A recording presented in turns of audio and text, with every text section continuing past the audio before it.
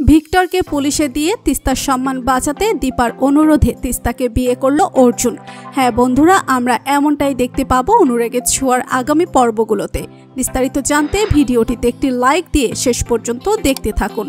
ভিক্টরের চক্রান্তে পুরোপুরি ফেঁসে যায় তিস্তা। তিস্তা চিঠি লেখে ভিক্টরের কাছে পালিয়ে যায়। দীপা, অর্জুন সবাই মিলে তিস্তাকে খুঁজতে থাকে।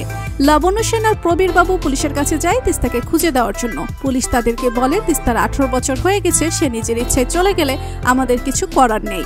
অর্জুন পৃথা দেবীকে ফোন করে বলে, আপনারা যদি তিস্তাকে ফিরিয়ে দিয়ে না যান তাহলে আমি ভিক্টরকে শেষ করে ফেলবো।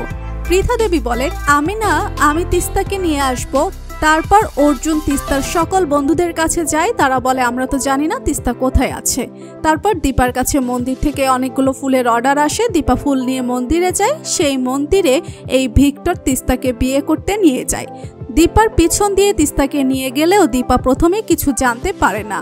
কিছুক্ষণ পর পৃথা দেবীকে তাড়াহুড়ো করে মন্দির থেকে বেরিয়ে যাওয়ার সময় দীপার সাথে ধাক্কা খায়। তারপর দীপা জিজ্ঞেস করে, তিস্তা কোথায় বলেন।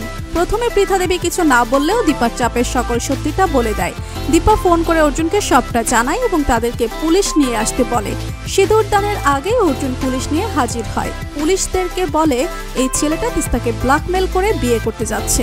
এ ব্যাপারে ওর বন্ধুরা সবকিছু জানে। তাদেরকে ধরলে সবটা পুলিশের ভয়ে ভিক্টরের বন্ধুরা সবাইকে সব সত্যিটা বলে দেয়।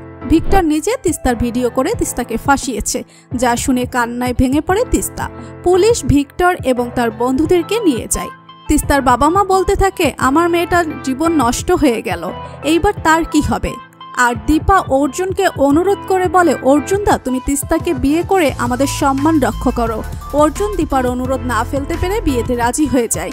তো বন্ধুরা, অর্জুনের সাথে তিস্তার বিয়ে হলে তা দেখতে তোমাদের কেমন লাগবে কমেন্ট করে জানিয়ে দাও আমাদেরকে।